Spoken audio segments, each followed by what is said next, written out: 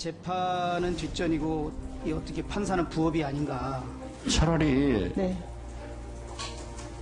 워런 버핏이나 조지 솔레스처럼 네. 주식 투자해서 남편하고 하는 게 더 낫잖아요.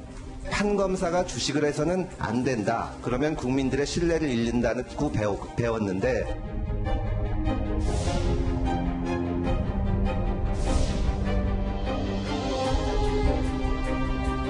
저는 이제 그게 좀 억울한데요. 아니면 말고식에 막 의혹을 제기하고 저는 그냥 일반적인 개인 투자자에 불과합니다.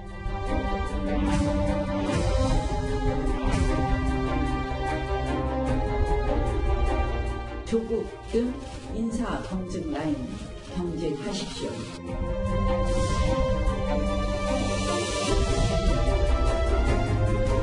청와대에 좋은 수도 있지 않냐. 일단은 뭐 영입 1순위라고 해도 과언은 아니다.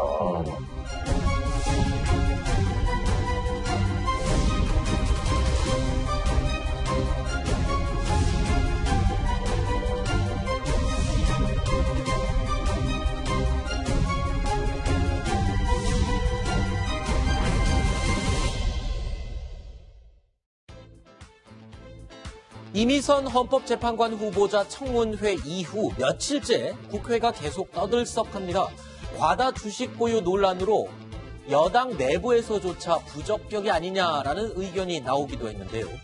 자, 그런데 이제 이미선 후보자 남편이 반격에 나섰습니다. 들어보시죠. 저는 자산 대부분을 이렇게 주식으로 저축해온 건 맞는데요. 그게 이제 제 심정은 솔직히 그게 왜 문제가 되는지 일단 주식 거래를 하면서 내부자 정보를 뭐 취득하든지 불법적으로 거래를 하든지 이런 것이라면 문제가 되는데 저는 이제 그런 거하고는 전혀 관련이 없고요. 주식투자를 어떻게 할 줄도 모릅니다. 저희 집사람도 재테크에는 관심이 없고 그냥 가사 중에는 육아하고 애들 교육에만 신경을 썼습니다. 양지열 변호사님, 청문회 당사자의 배우자가 언론에 등장해서 이렇게 해명을 하는 경우는 저는 굉장히 처음 본 것 같습니다. 네. 이례적인 것 같아요. 굉장히 이례적이고요. 사실 저는 뭐 다른 곳에서 얘기를 하면서 필요한 상황이라는 얘기도 했습니다. 왜냐하면 이게 뭐 사실 처음 접하신 분들, 저도 어제 사실은 굉장히 비판적으로 얘기를 많이 했고 도대체 왜 이렇게까지 주식만을 많이 가지고 있으면 왜 이렇게 많은 거래 횟수를 가지고 있느냐 이런 부분에 의아심을 품고 했는데 물론 아직도 이제 언론에서 얘기한 의혹들이 좀 남아있긴 하지만 지금 그 오 변호사가 설명한 바로는 소득이 상당히 그게 보험갈 만큼 상할 만한 소득이 있었고 그 소득을 대부분 다른 곳에 쓰지 않고 거기 주식에 저축을 했고 또 거래 횟수가 굉장히 많았던 부분도 질타를 받았는데 이게 거래 횟수라고 하는 게 실제 100개의 주식을 사더라도 10개씩 쪼개서 하기 때문에 한 번 거래할 때 10개, 20개 이렇게 되기 때문에 횟수는 많이 나온다는 거 이런 부분들이 사실 어느 정도 납득은 가는데 그럼 왜 논란이 될 여지가 이렇게 많은 것을 미리 좀 해명하거나 청와대에서 준비를 못했을까? 여당 의원들조차도 정치적 의원도 왜 이렇게 주식이 많냐고 자기도 몰랐던 거 아니겠습니까? 논란을 좀 키운 느낌이 있습니다. 자, 일단 이 오충진 변호사, 이미선 후보자의 남편인데요. 일단 제기된 의혹에 대해서 조목조목 반박을 했습니다. 그러면서 이런 얘기도 했습니다.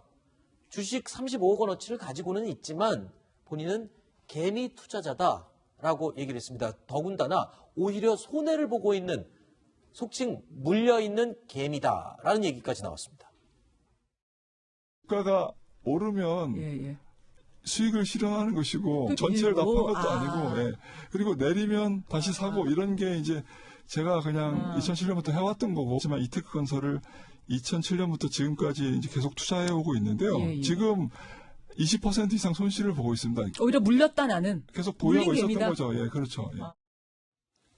박지원 변호사님은 어떻게 들으셨습니까? 나는 주식을 많이는 보유하고 있지만 오히려 손해보고 있는 사람인데 왜 그걸 갖고 뭐라 그러냐? 요건 뭐 걸린 것 같아요. 검증이 아마 가능한 부분일 거 보입니다. 지금 매매 주식을 어떻게 양도했고 샀고 말 그대로 본인 말대로 그대로죠. 내 떨어졌으니까 사고 또 오르면 팔고 뭐 이렇게 얘기를 했다는데 그 부분 확인이 가능할 거예요. 다만 지금 야당에서 지금 자본시장법 위반으로 지금 내부자 거래 이런 걸로 고발 조치 들어갔기 때문에 그 부분을 좀 검증을 하지 않을까. 어떤 내부자 정보를 통해서 특정 종목에 대해서 뭐 거래를 하고 사고 팔았다면 법 위반 소지가 있는 거거든요. 네. 그게 아니라면 사실은 별 문제가 없지 않을까 생각이 듭니다. 네. 사실 저도 이제 주식시장 쪽에 근무하는 분에게 문의를 해봤더니 저때 당시 2007년경이 OCI라고 태양광 투자 회사가 그쪽으로 결정이 되면서 네. 관련 회사들이 같이 주가가 오르기 시작하니까 그때 투자 호정복으로 그 투자하는 사람들 사이에서는 알려진 회사였다고 하네요. 이현중 의원님 네. 하실 말씀이 있을 것 같아요. 근데 참 본인은 개미라고 이야기하는데 네. 저는 주식을 잘 모르지만 네. 35억을 투자한 사람을 개미라고 우리가 이야기를 할 수 있는 것인지 네.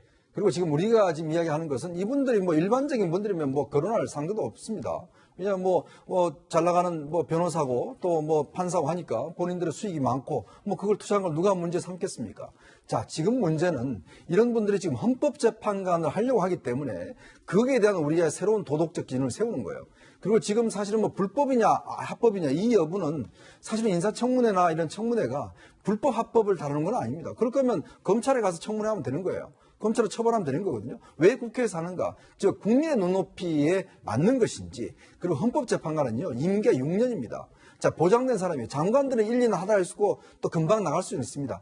6년 동안 우리나라의 헌법 기준을 세우는 사람입니다. 자, 그렇기 때문에 우리가 문제를 삼는 것이고 하나라도 문제가 생기면 사실은 문제 생기는 거 아니겠습니까? 네. 그렇기 때문에 지금 중진 변호사가 이야기했듯이 본인이 왜 문제되는지 모르겠다는 이야기하는 걸 저는 도저히 이해할 수가 없어요. 네. 왜?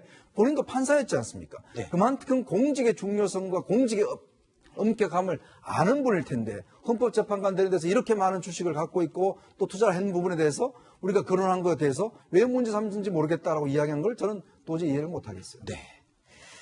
자, 야당에서 제기하고 있는 의혹들 가운데 하나가 이른바 작전 세력의 도움을 받아서 거래를 한 게 아니냐라는 부분이죠. 이런 얘기가 나온 이유가 있습니다. 저희가 단순히 주식 거래를 문제 삼는 게 아니지 않습니까? 이렇게 고위 법관이 직무에 있는 가운데 거래한 것, 그 다음에 누가 봐도 증권 관련 인터넷의 개인 투자자들의 여론을 보면 이것은 내부 미공개 정보나 작전 세력과의 무슨 정보 제공을 받지 않고는 신이 아닌 이상 이런 주식 거래를 하는 것은 현실적으로 거의 불가능하다. 구장차장, 네. 주식 혹시 해보신 적 있으세요? 이거 방송에 대고. 예, 알겠어요. 네, 해보겠습니다. 저 이거 여쭤보려고. 그러니까, 제가 그 주식하는 사람한테 저도 물어봤더니 네네. 그러더라고요. 이게 거래 정지까지 갈 정도의 급락하는 주식을 네. 딱 거래 정지 되기 전에 그거를 대량으로 딱 팔아버리는 거. 네. 아주 훌륭한 손절매를 하는 기술이라면서요. 네. 손절매는 손해봤을 때 이렇게 팔아치우는 걸 그렇죠. 얘기하는 거고요.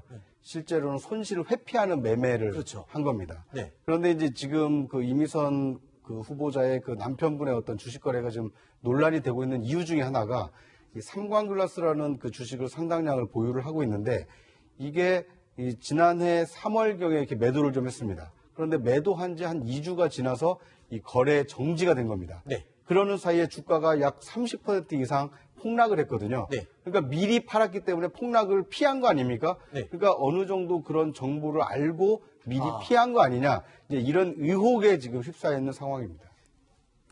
제가 이제 경험을 하나 말씀드려 저희 기자들이니까 네. 아무래도 고위 당국자들을 자주 만납니다. 네. 그러면 여러 가지 이야기를 하다 보면 좀 네. 중요한 정보를 이야기할 때가 있어요. 그렇죠, 그렇죠. 제가 그래서 옛날에 무슨 대규모 개발을 하는 거 관련된 그런 이야기를 들었어요. 그러면 예를 들어서 만약에 그럴 것 같으면 주식을 사고 싶겠죠. 네. 근데 저는 그 다음날 그 기사를 썼거든요. 네. 그래서 나중에 이제 제가 저희 이제 부인한테 그 이야기를 했어요. 그랬더니 아니 그러면 그거를 주식을 사야 되는 거 아닌가라고 기사를 쓰냐? 네, 기사를 쓰느냐. 네.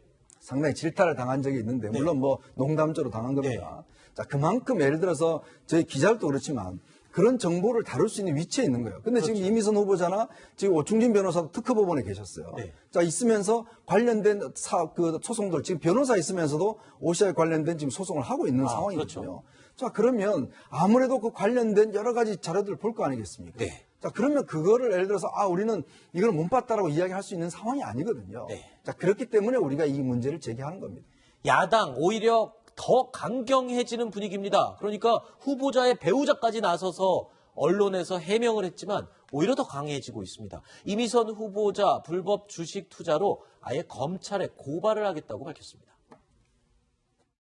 아내가 했다, 남편이 했다. 도저히 납득하기 어려운 변명들입니다. 국민을 우롱하는 이러한 책임 회피는 국민들의 분분만 키우고 있습니다. 서민들의 박탈감과 좌절감은 더욱 커집니다. 이미선 후보는 법관으로서의 최소한의 양심이 있다면 본인 스스로 사퇴함이 마땅합니다. 우리 당은 이미선 후보자에 대해서 월요일 검찰 고발을 추진하겠습니다. 저희들은 이번 이미선 후보자 관련된 이 납득하기 어려운 거액의 주식 거래에 있어서 자유한국당 입장에서는 지금 고발장을 준비 중에 있습니다. 월요일쯤 고발장이 검찰에 접수가 될 예정인데요. 자, 이런 상황에서도 일단 청와대에서는 특별히 임명하지 않을 이유가 없다라면서 임명 의사를 밝혔어요. 그런데 여권에서도 뭐 적격 의견을 내기는 했지만 여당 내에서도 사실은 좀 곤혹스러워하고 있죠. 그렇습니다. 뭐 청와대에서는 이제 그 임명을 철회할 만한 뭐 특별한 결격 사유는 아니다라고 이제 보고 있는 것 같습니다. 불법 사유가 없다, 뭐 이런 얘기를 들더군요. 그렇습니다. 어떤 뭐 부정한 어떤 정보를 통한 어떤 주식 매매라든지 이런 의혹이 입증된 바가 없기 때문에 뭐 이제 결격 사유가 아니다라고 보고 있는 건데, 다만 이 국민 여론으로 보면 이 재판을 해야 되는 판사가 특정 회사의 주식을 사고 파는데 뭐 직접 하지 않았다 하더라도 남편에게 명의를 빌려줘서 주식 거래를 한 것에 대해서는 약간 부정적인 기류가 있는 게 사실입니다. 네. 이것 때문에 이제 여권 내부에서도 상당히 좀 곤혹스러워하고 있는데요. 뭐 후보자 본인이 거취를 결정하든 아니면 인사권자가 인사권을 철회해야 되는데 지금까지의 기류로 보면 뭐 그냥 그대로 임명을 강행할 이 분위기입니다. 네.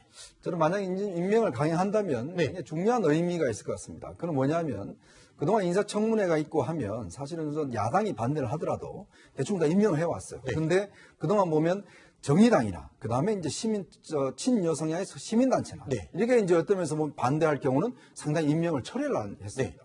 근데 이번 이미선 후보자 같은 경우는 지금 경실련도 반대를 하고 있고 정의당도 반대를 하고 있거든요.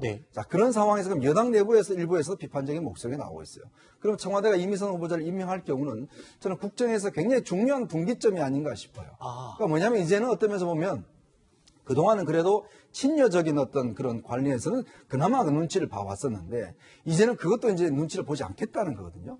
어떤 면에서 국정이 이제 2년 차를 넘어가면서 이제 어떤 면 청와대 혼자서 좀 마회를 하겠다. 이런 어떤 신호로도 익혀져서 이미선 후보자의 임명 강행은 상당히 중요한 정책 의미가 있는 것 같습니다. 자, 청와대에서 임명을 강행하겠다라는 입장을 밝혔는데 이 후보자 측에서도 아마 자진 처리할 의사가 없어 보여요. 왜냐하면 지금 주식을 후보자 본인 명의의 주식을 다 처분을 하고 또 배우자 명의의 주식도 곧 처분하겠다 뭐 이런 입장을 지금 밝혔잖아요. 뭐 특별한 조건 없이 처분을 하겠다고 했고 아까 이제 그 오충진 변호사의 해명에 따르면 2007년부터 계속해서 투자 차원에서 특정 종목들을 뭐 단타 매매를 한 게 아니라 쭉 쌓아온 거기 때문에 사실 그 말대로라면 5억 원 가량의 손실을 보는 거지 않습니까? 근데 저는 아까도 말씀드렸지만 전체 재산을 놓고 보면 40억 가량인데 오 변호사가 대형 로펌에 있어서 연봉이 꽤 많으신 분이었기 때문에 재산을 40억 높다라는 것만 따지면 사실 문제 삼기가 어려워요. 근데 초기에 이런 것들이 오해의 소지가 충분히 많다는 것을 왜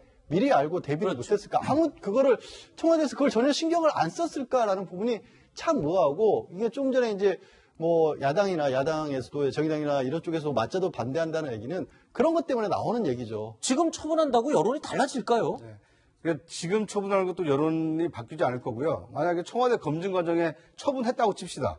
그러면 그것이 나중에 인사청문 과정에 나오면은 오히려 더 큰 의혹을 불러일으키지 않았을까요? 그러니까 어떻게 보면 이 정당한 주식 거래라는 점을 지금 그 오충진 변호사나 아니면 그 이미선 후보자 측에서는 강변을 하고 있는 것이고 실제로 주식 거래의 상당 부분은 투기적인 요소를 배제하고 나면 이 건강한 투자일 경우도 있습니다. 근데 뭐 주식 투자를 하고 주식을 가지고 있다고 해서 부정적으로 보는 필요는 없는데 다만 이 판사였고 그리고 이 재판과 관련된 기업의 주식을 보유한 것에 대해서는 국민들의 따가운 시선이 있다는 것을 인식할 필요가 있어 보입니다. 알겠습니다. 자, 이제 6번째, 7번째 소식으로 이어가겠습니다. 오늘 저희가 3위 그리고 7위로 꼽은 소식이 같이 묶여 있습니다.